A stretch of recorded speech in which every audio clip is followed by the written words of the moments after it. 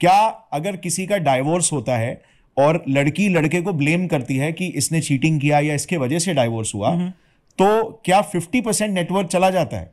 कि अगर डिवोर्स की सिचुएशन है तो आप अपनी 50% प्रॉपर्टी आपको देनी ही पड़ेगी. Okay. अगर कोई डिमांड करता है तो डेफिनेटली डिमांड कर सकता है, बट वेदर द पर्सन और whether the wife will get that amount of property और वेल्थ और नॉट, इट्स नॉट नेसेसरी. तो डिमांड तो कोई कुछ भी कर सकता है, राइट? और जहाँ तक हार्दिक पांड्या का केस है, I am not too sure, अभी तो कॉन्फर्मेशंस भी नहीं हुई हैं उसकी कि इस तरह का उनका वेल्थ लेजिट था या नहीं था. सी, अगर कोई खुद देना चाहे वो कुछ भी इंसान दे सकता है, कोई मांगना चाहे वो कुछ भी मांग सकता है, बट कानून बड़ा क्लियर है कि every case has its own nuances, every case has its own facts and situations.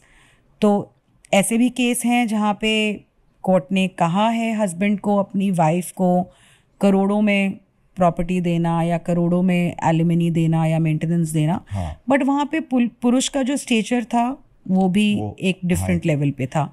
शादी बहुत लंबी रही होगी या बच्चे होंगे, तो ऐसा नहीं है कि बिल्कुल ब्लाइंड ऐसा कोई लॉ है कि डिवोर्स हुआ तो आदमी को अपनी 50% प्रॉपर्टी अपनी वाइफ को देनी पड़ेगी. One of the criterias is lifestyle भी ना, मतलब कि क्या लाइफस्टाइल वो जीते थे, तो उसको भी देखकर आई थिंक एलिमनी दी जाती है.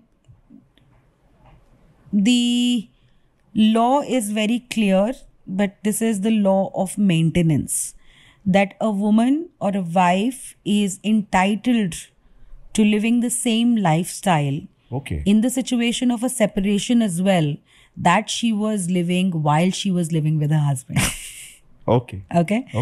So अगर एक महिला एक बहुत ही ज़्यादा वेल्दी आदमी से शादी करती है, महीने का 1 करोड़ खर्च करती है, महीने का 1 करोड़ खर्च करती है या शॉपिंग करती है या स्प्लर्ज करती है, और चाहे वो उस शादी से पहले उस तरह की किसी भी सिचुएशन में नहीं हो, लेकिन क्योंकि वो अपने हस्बैंड के साथ रहते हुए उस लाइफस्टाइल को जी चुकी है, so it's the responsibility of the husband to actually give her the same lifestyle even if she is not living with him. Okay. So some people can actually have really bad financially in marriages, especially men. But I don't want to scare people off. See, there are a lot of good marriages, okay? Yeah, exactly. But the laws are biased. There is no doubt about that. The laws are extremely skewed on the side of the woman. And so that's why I always say, whether it's a short-term relationship or a long-term relationship, know who you are with. और आज तक हमारी person, yes, whether they are ethical or not, do they have moral standards or not. मेरी मम्मा थोड़े दिनों पहले मुझे बता रही थी कि पार्क में वो बैठी थी तो उनकी सब फ्रेंड्स जो हैं जो उन्हीं के एज ग्रुप की हैं वो डिस्कस कर रही थी कि पहले बड़ी टेंशन होती थी कि आपकी बेटी को दामाद कैसा मिलेगा, राइट? आपकी बेटी किस तरह के घर में जाएगी.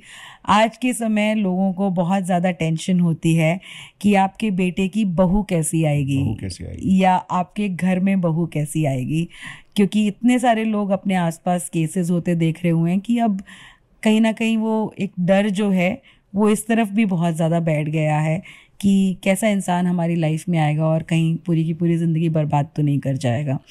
तो है, बहुत सारे केसेस हैं.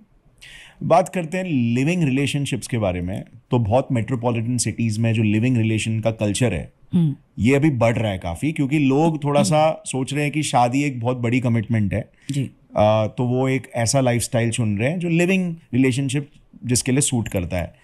अब बहुत से लोगों के तो फैमिलीज को भी पता नहीं होता कि उनके बच्चे लिविंग रिलेशंस में रह रहे हैं. करेक्ट. तो ये लिविंग रिलेशनशिप के अराउंड क्या कोई लड़की किसी लड़के का फायदा उठा रही है, उठा सकती है? उसके अराउंड क्या कानून है? देखिए, लिव इन रिलेशनशिप एक काफ़ी अर्बन कॉन्सेप्ट है, लेकिन ऐसे बहुत सारे हम न्यूज़ आर्टिकल्स आज के टाइम पे पढ़ रहे हैं जो Tier 3, Tier 4 सिटीज़ से आ रहे हैं. disputes arising out of live-in relationship, which tells us that छोटे शहरों में भी लिव इन रिलेशनशिप्स का जो ट्रेंड है वो बढ़ रहा है. ऐसे बहुत सारे केसेस हैं जो लिव इन रिलेशनशिप में फॉल आउट के बाद भी करे जा रहे हैं, चाहे वो झूठे केसेस हैं या एक्सप्लॉयटेशन ऑफ द मैन है बाय द वुमन। लेकिन लिव इन रिलेशनशिप को गवर्न करने वाला अगर मैं कानून कहूँ तो वो सिर्फ डोमेस्टिक वायलेंस एक्ट है। ओके। जिसमें अगर आप लिव इन रिलेशनशिप में भी हैं तो अगर महिला डिमांड करती है तो आपको मेंटेनेंस देनी पड़ सकती है। ओके। लेकिन ऐसे बहुत सारे एग्जाम्पल्स मैंने नहीं देखे हैं जहाँ पे live in relationship until unless वो एक बहुत long term live in relationship हो जहाँ पे the woman and the man was literally living like husband and wife, कोई अनड्यू मेंटेनेंस ग्रांट की गई हो किसी महिला को। हालांकि मेरे पास तो खैर अब्यूज़ के एग्जांपल्स रहते ही हैं, तो ऐसे बहुत सारे केसेस हैं मेरे पास इस टाइम पे जहाँ पे एक कैजुअल रिलेशनशिप था, उसके बाद महिला ने ये धमकी देके कि मैं तुम्हारे ऊपर रेप केस कर दूंगी, उस आदमी के साथ शादी कर ली। ऑब्वियस सी बात है कि वो शादी चलनी तो थी नहीं। तो उसके बाद लड़की ने जो है उसके ऊपर डोमेस्टिक वायलेंस का केस डाल दिया और उससे मेंटेनेंस की डिमांड करी। तो demand of maintenance over a very very short relationship is what I am talking about. तो ऐसे बहुत एग्जांपल्स हैं। ओके। तो पहले बट अब एटलीस्ट उत्तराखंड में तो यूसीसी रिकग्नाइज हो गया है, तो वहाँ पे लोगों को लिव इन अग्रीमेंट्स बनाने पड़ेंगे। If you are in live in relationship आपको लिव इन अग्रीमेंट बनाना पड़ेगा, डिक्लेयर करना पड़ेगा कि ये आप एक तरह के लिव इन रिलेशनशिप में हैं, और जो आपका एक रिलेशनशिप है वो फिर देन लॉज से गवर्न होगा। तो फॉर्मलाइज कर दिया है। हाँ, फॉर्मलाइज कर दिया है। मैं जो अपनी पर्सनल अंडरस्टैंडिंग में उसका बेनिफिट जो देखती हूँ वो ये देखती हूँ कि it will prevent the accusations of rape, right, false rape cases, क्योंकि कंसेंट आ गया, आपने बोल दिया है कि आप लिव इन रिलेशनशिप में अपनी कंसेंट से रह रहे हो। तो उसके बाद फिर आप वो शादी का झांसा और फलाना धमकाना नहीं बोल सकते हो। राइट। बट इसका मतलब जैसे बहुत से लोग जो रहते हैं लिव इन रिलेशनशिप, उनके फैमिलीज को नहीं मालूम होता उसके बारे में, तो उसका इम्प्लीमेंटेशन कैसे होगा वो भी हम मतलब एक रीजन होता है सीक्रेसी।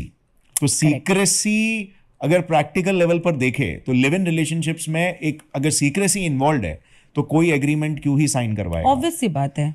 और कहीं ना कहीं अगर देखा जाए गौरव, तो लिव इन रिलेशनशिप्स का जो ट्रेंड बढ़ रहा है वो इस वजह से भी बढ़ रहा है कि लोग कहीं ना कहीं इंस्टीट्यूशन ऑफ मैरिज में फेथ लूज कर रहे हैं, क्योंकि वो डर भी है ना, वो फियर आ रहा है, बिकॉज देख रहे हैं कि मिसयूज हो रहा है कि कोई मैरिज अगर बन रही है, मतलब कोई मैरिज कर रहा है और अगर लेट्स से वो वर्कआउट नहीं करती, अगर पीसफुली पार्ट अवे भी हो जाते जी, तो भी मतलब वो डर तो नहीं आता है मैरिज को लेकर।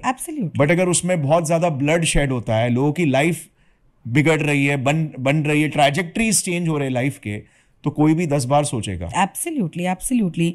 और लोग आज के टाइम पे कमिटमेंट करने में, अगर आपको ये क्लिप पसंद आई तो पूरे पॉडकास्ट का लिंक नीचे डिस्क्रिप्शन में। Indulge and enjoy.